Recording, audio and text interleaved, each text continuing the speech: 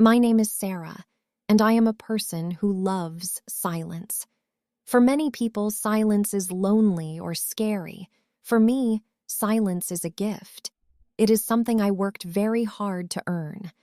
I am 30 years old now. I live in a house that feels like a warm hug.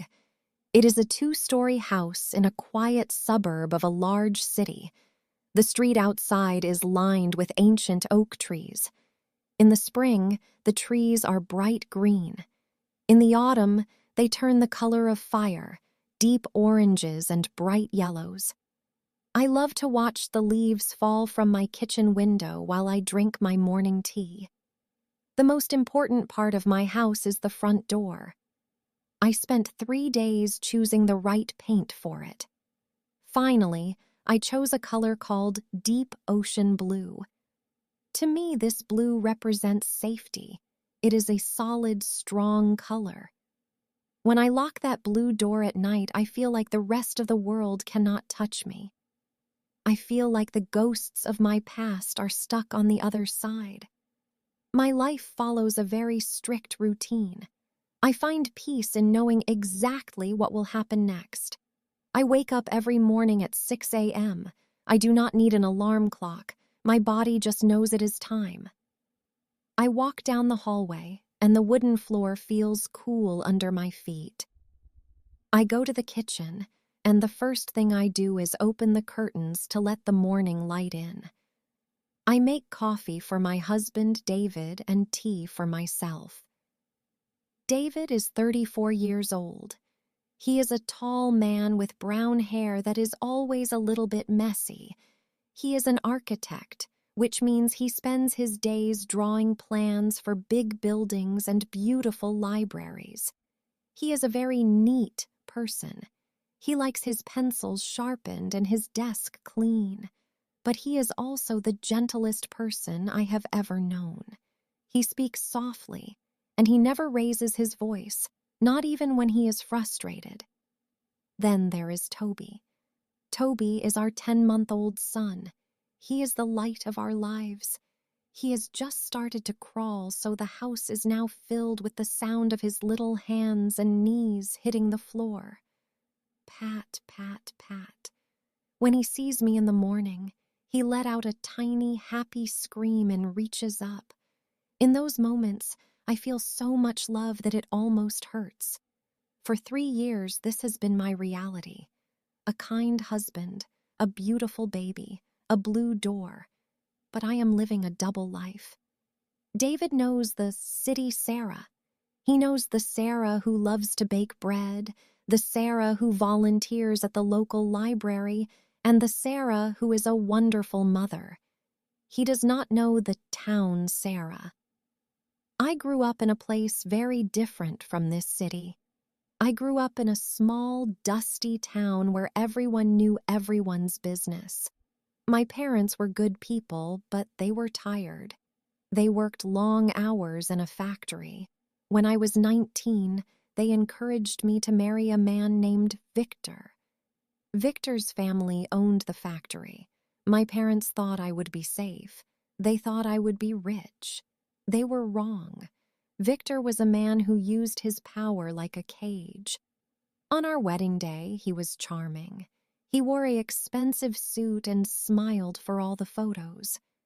But the moment the guests left, the smile disappeared. He didn't want a partner. He wanted a prize. He didn't want a wife. He wanted someone he could control. For 2 years, I lived in a house of glass. I was afraid to move. I was afraid to speak. Victor didn't like it if the dinner was 5 minutes late. He didn't like it if I spoke to the neighbors. He didn't like it if I looked too happy. He used his words to make me feel small, and when words weren't enough, he used his hands. I remember one night very clearly. It was a cold winter night. Victor had been drinking. He was angry because he had lost money at a card game. He looked at me and said, "You think you're better than me? You're nothing without my family's money. You're just a shadow."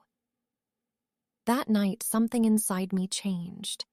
I realized that if I stayed, the shadow would eventually disappear completely. I waited until he fell into a deep, drunken sleep. I moved as quietly as a mouse. I didn't pack a suitcase. That would be too loud. I just put on my heaviest coat, grabbed $50 I had hidden in a box of flour, and walked out the back door. I ran through the woods until I reached the highway. I caught a bus to the city. I changed my name. I worked 3 jobs. I studied at night. I built a new Sarah from nothing. And then I met David. David was like a calm lake after a terrible storm. He treated me with respect. He asked for my opinion. He listened when I spoke. When he proposed to me under the oak trees in the park, I wanted to tell him everything. I wanted to tell him about the bruises and the fear, but I was terrified. I thought, if he knows I am a broken woman, will he still want me?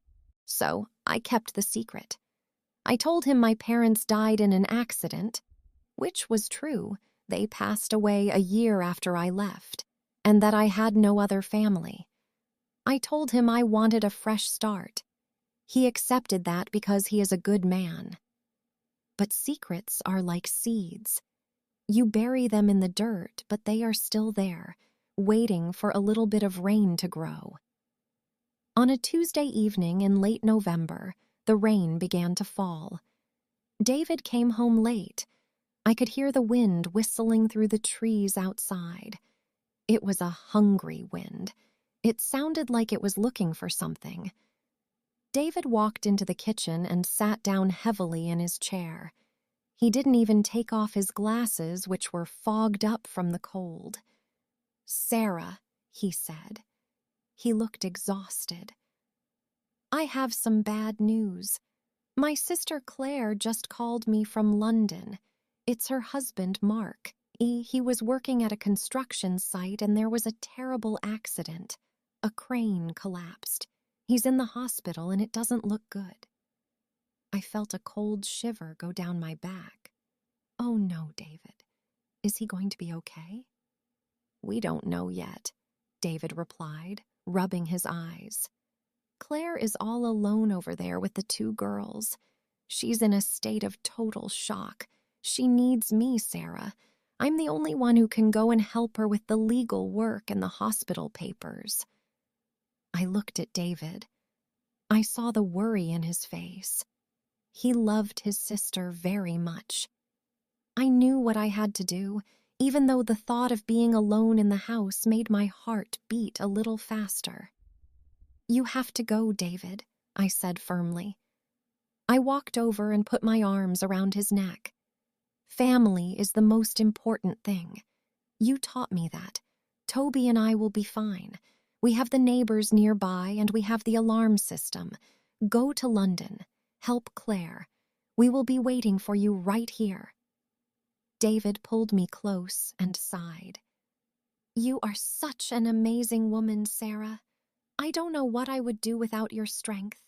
I already booked a flight for tomorrow morning at 7 a.m. I'll only be gone for 2 weeks, 3 at the most." 2 weeks is nothing, I lied. To me, 14 nights alone felt like a lifetime.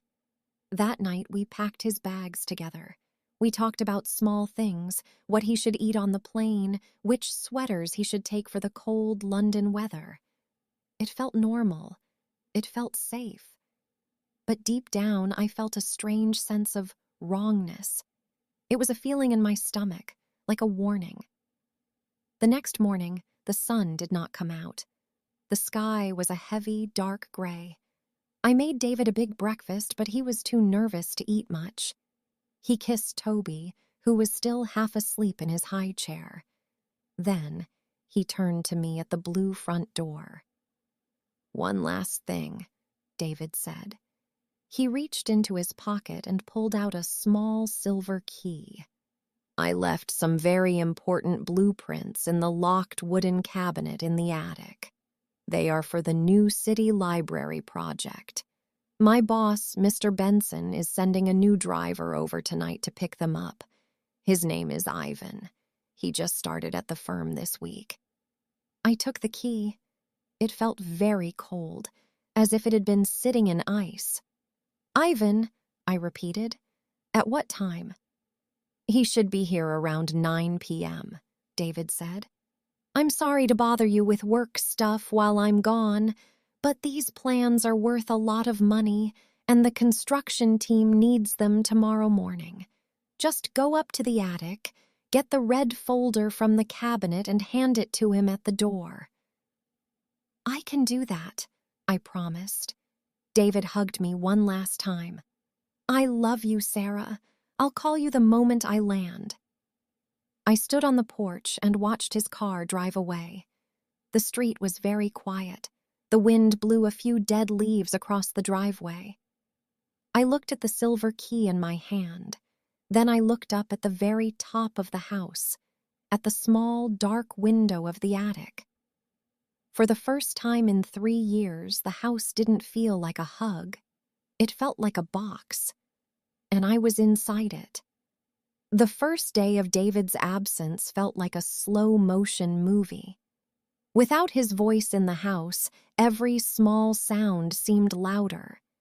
The hum of the refrigerator, the creak of the floorboards, and the ticking of the grandfather clock in the hallway all felt intensified. I spent the morning trying to distract myself. I cleaned the kitchen, organized Toby's toy box, and tried to read a book, but my eyes kept drifting to the windows. I felt like a bird in a cage, watching the sky. The gray clouds from the morning didn't go away. Instead, they grew thicker and darker. By 4 p.m., the streetlights began to flicker on, casting long, shaky shadows across the lawn. Toby was being unusually quiet. He sat on the rug, chewing on a plastic block, staring at the front door. It was as if he, too, was waiting for something. It's okay, Toby, I whispered, picking him up. Daddy will be back soon. We're just having a little adventure, you and me. But as I held him, I realized my hands were cold. I went to the kitchen and made myself a cup of chamomile tea. I needed to stay calm. I had a job to do. At 9 p.m., a man named Ivan would arrive, and I had to give him the blueprints. As the sun went down completely, a soft rain began to fall. It wasn't a peaceful rain. It was a cold, biting drizzle that smeared the glass of the windows. I walked around the house, checking every lock. The front door, the blue door, was locked. The back door was locked. The windows in the living room were shut tight. Finally, I looked at the silver key sitting on the counter. It was time to go to the attic. I hadn't been in the attic for months. David usually went up there to store his old architectural drawings or holiday decorations. I always found the space uncomfortable. It was the only part of the house we hadn't renovated. It still had the old, dark wood and the smell of dust and dry paper. I climbed the narrow wooden stairs. Each step let out a loud groan. At the top, I pushed open the small door. The air in the attic was much colder than the rest of the house. I turned on the single light bulb that hung from the ceiling. It cast a weak yellow light that didn't reach the corners of the room. The attic was filled with shadows. In the corner sat the large wooden cabinet. I walked toward it. My shadow stretched out long and thin behind me. I inserted the silver key into the lock. It turned with a heavy thunk. I opened the cabinet doors. Inside were hundreds of rolled-up papers and blue folders. I searched for the red one David mentioned. My fingers brushed against the cold paper until I found it. City Library Project, Final Blueprints. As I pulled the folder out, my elbow hit a small stack of books on the shelf behind it. They tumbled over, and a small black notebook fell to the floor. It landed with a soft thud. I paused. David didn't usually keep notebooks in here. His notebooks were all neat, professional journals kept in his office downstairs. This one looked different. It was old. The leather cover was peeling, and it looked like it had been handled many times. Curiosity got the better of me. I picked it up and opened the first page. I felt a sudden, sharp pain in my chest. My heart skipped a beat. The handwriting was messy, aggressive, and very familiar. It was handwriting I had spent 10 years trying to forget. October 1st, the first entry read, I found her. She thinks she is clever. She thinks a new city and a new name make her a new person. But I see her. I see the blue door. I see the husband. He looks weak. He doesn't deserve her. I felt sick. The room began to spin. I turned the pages, my hands shaking so much the notebook almost fell. October 15th. She took the baby to the park today. She wore a green coat. She sat on the bench for 20 minutes. She looked happy. Happiness is a lie. I will show her the truth soon. November 5th. The husband is leaving for London. I heard him talking on his phone in the driveway. This is the moment. The cage is open. There were photos tucked into the back of the notebook. Photos of me. Photos of me coming out of the grocery store. Photos of me through the kitchen window holding a cup of tea. Photos of Toby in his stroller. Victor hadn't just found me. He had been living in my shadows for weeks. He had watched my every move. And then, the most terrifying realization hit me. David said a new driver named Ivan was coming for the folder. Victor had told me in the past that he was an expert at becoming someone else. Did Victor get a job at David's firm? Was Ivan actually Victor? I dropped the notebook and grabbed the red folder. I scrambled out of the attic, turning off the light and slamming the door behind me. I ran down the stairs, my heart pounding like a hammer against my ribs. I ran to the living room and grabbed my phone. I wanted to call David, but then I remembered. He was on a plane over the Atlantic Ocean. He wouldn't land for another 6 hours. I was completely alone. I checked the security camera app on my phone. The screen showed the front porch. It was dark and empty. The rain was coming down harder now. I looked at the clock. It was 8:55 p.m., 5 minutes. In 5 minutes, the doorbell would ring. I went to Toby's room. He was sleeping, his chest rising and falling in a peaceful rhythm. I felt a surge of protective anger. This man, this ghost, wanted to bring his darkness into my son's life. He wanted to destroy the peace I had built. I walked back to the living room and stood by the front door. I didn't turn on the porch light. I wanted to see him before he saw me. Ding dong! The sound of the doorbell made me jump. It was loud and sharp in the silent house. I didn't move. I looked at the phone screen. A man was standing on the porch. He was wearing a dark rain jacket with a hood pulled low over his face. He was holding a leather briefcase. He looked like a professional driver. He looked like Ivan. "Hello," he said. His voice was muffled by the door, but it sounded polite. "I'm here from the office. For the library blueprints?" For a second, I thought, maybe I am crazy. Maybe it's just a coincidence. Maybe Victor's notebook was just a nightmare. "I'm sorry," I said through the door, my voice trembling. "Can you step closer to the camera? I need to verify who you are." The man paused. He didn't move for a long time. Then very slowly he reached up and pulled back his hood.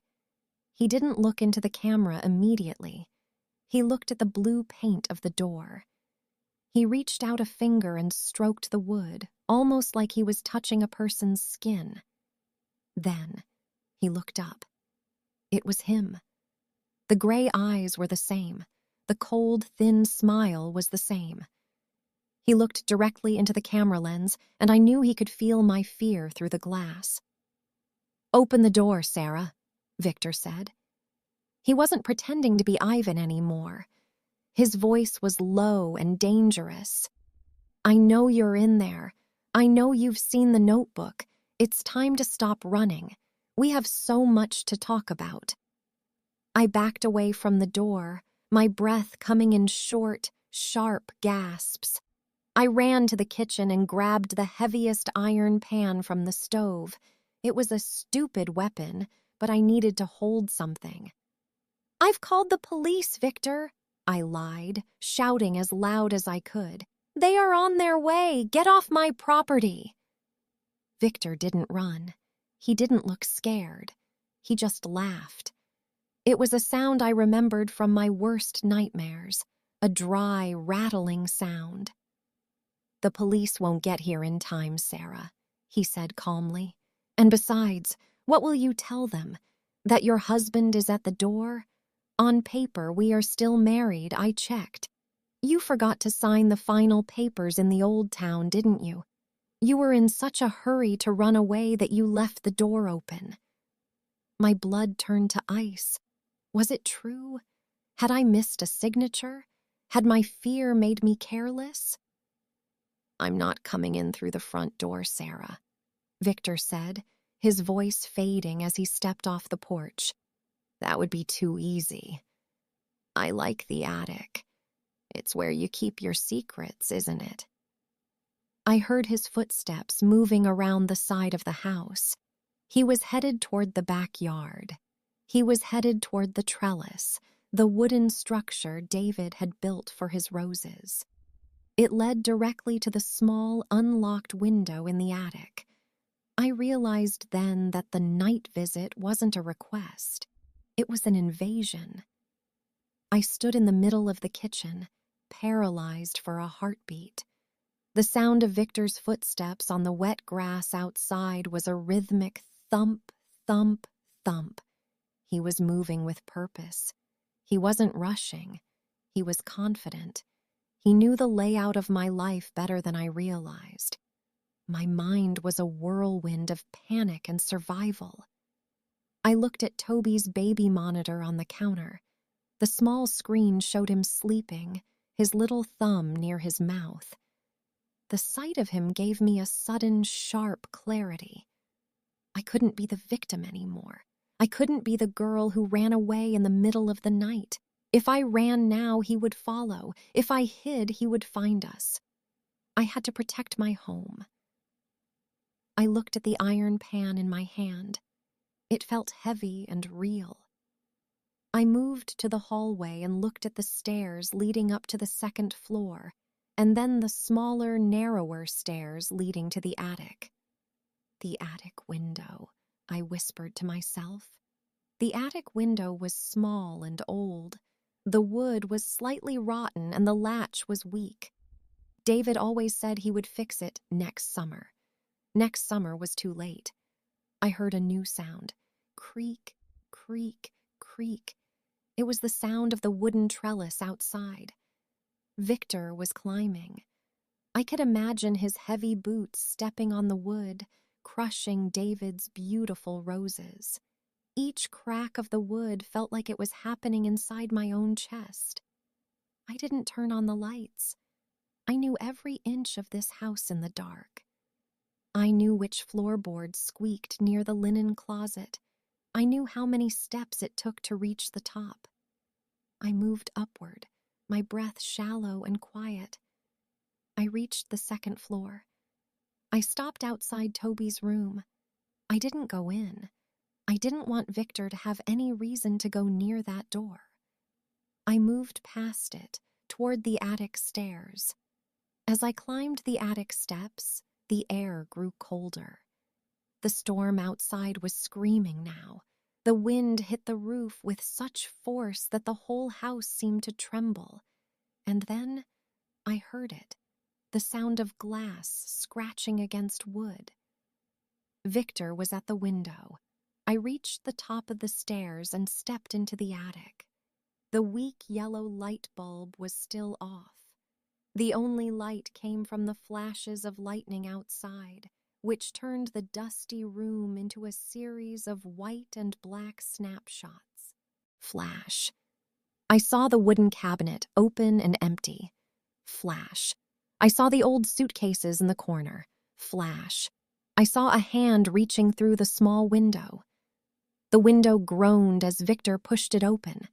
The wind rushed in, bringing rain and the smell of wet earth. He climbed inside, moving like a shadow. He was tall and lean, his movements practiced and slow. He stepped onto the attic floor and shook the water from his jacket. "I know you're here, Sarah," he whispered. His voice was almost lost in the wind, but I heard it. It was the voice that had haunted my dreams for 10 years. "I can hear your heart beating. You were always a loud breather when you were scared." I stayed in the darkest corner, behind a stack of old boxes. My hands were sweating, making the iron pans slippery. I wiped them on my jeans, one at a time. "Why, Victor?" I said. My voice didn't shake as much as I expected. "Why now? Why after all these years?" Victor stopped moving.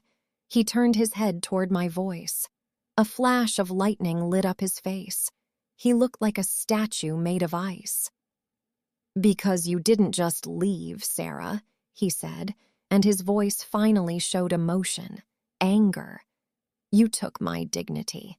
People in that town laughed at me. They said I couldn't keep a 19-year-old girl in my own house.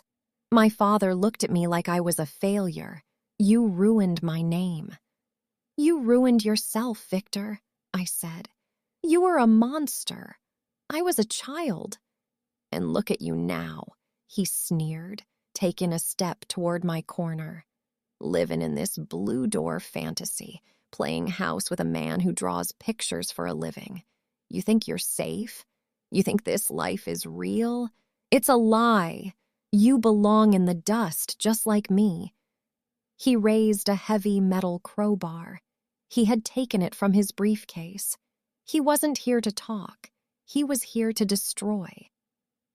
"I'm going to take that folder," he said.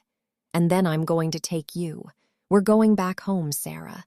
The divorce is over." He lunged toward the boxes where I was hiding. I didn't wait. I swung the iron pan with every bit of strength I had. Clang! The sound was deafening in the small space. The pan hit the crowbar, sending a vibration up my arm that made my teeth ache. Victor stumbled back, surprised by my strength. He hadn't expected me to fight.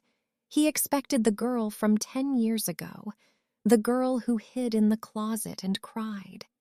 "You've changed," he hissed, touching his arm where the pan had grazed him. "I'm a mother now, Victor," I said, stepping into the center of the room, "and you are nothing but a memory." I didn't give him time to recover. I knew the red folder was still sitting on the floor near the cabinet. I grabbed it and backed away toward the window. "You want the blueprints?" I shouted over the thunder. "You think they're worth something? You think you can use them to hurt David?" "They are worth a fortune," Victor yelled, stepping forward, his eyes locked on the red folder. I looked at the open window. The rain was pouring in, making the floor near the window slick and dangerous. I looked at the folder, then back at Victor. "Then go get them." I threw the red folder out of the open window. The wind caught the papers immediately. They didn't fall. They flew. The white sheets of paper scattered like birds into the dark, stormy night. They landed on the steep, wet roof, sliding toward the edge. "No!" Victor screamed. His greed was his greatest weakness. He had spent months planning this. He thought those papers were his ticket to a new life, a way to get back the power he had lost. He didn't think. He didn't pause. He dropped the crowbar and dived toward the window. He climbed out onto the roof, his hands reaching for the sliding papers. "Victor, stop!" I yelled, though I didn't know why. But it was too late. The roof was a sheet of ice-cold water. His leather shoes had no grip on the wet shingles. As soon as his weight hit the roof, he began to slide. He let out a long, terrifying scream that was cut short by the sound of the wind. He slid down the steep slope, his fingers scratching desperately at the wood. He didn't fall off. Not yet. His legs caught in the heavy iron rain gutter at the very edge of the house. He was hanging there, 30 feet above the garden. His body dangled over the edge. Only the strength of the old metal gutter was keeping him from falling. "Sarah, help me!" he shrieked. All the power was gone from his voice. He sounded like a terrified child. I walked to the window and looked out. The rain hit my face, cold and sharp. I saw him hanging there, a dark shape against the gray sky. I didn't feel joy. I didn't feel revenge. I just felt finished. I didn't reach out my hand. I couldn't. I turned away from the window and walked down the stairs. I went to the kitchen and picked up the phone. My hands were steady as I dialed the emergency number. "My name is Sarah," I said to the operator. "There is a man on my roof. He is hurt. Please send help." The police and the fire department arrived 10 minutes later. Their red and blue lights turned the rainy street into a strange, colorful dream. I stood on the porch, wrapped in a blanket, holding Toby, who had finally woken up and was crying softly. I watched as they put up a long ladder. I watched as they pulled a shivering, crying Victor down from the edge. He didn't look like a monster anymore. He looked small. Officer Miller, a woman with a kind face, came over to me. She looked at the black notebook I had found in the attic. "We checked his name," she said. "He's been wanted for 3 months for stalking and assault in another state. He won't be bothering you again, Sarah. He's going away for a very long time." I nodded. "Thank you." The next day, the sun came out. The garden was a mess of broken roses and white paper, but the air felt clean. David called me the moment he landed in London. "Sarah, I saw the news. Are you okay? I'm coming home on the next flight."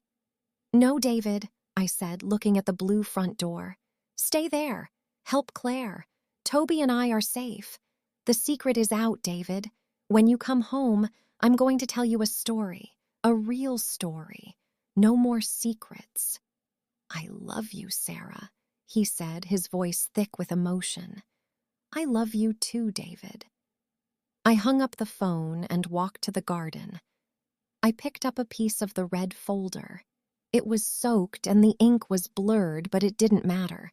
The house was quiet again, but it wasn't the silence of fear.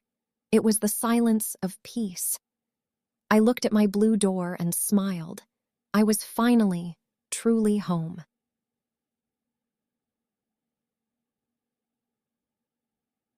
Thank you for watching. If you enjoyed this story, please like this video and share it with your friends. Don't forget to subscribe to Storyline English. See you next time.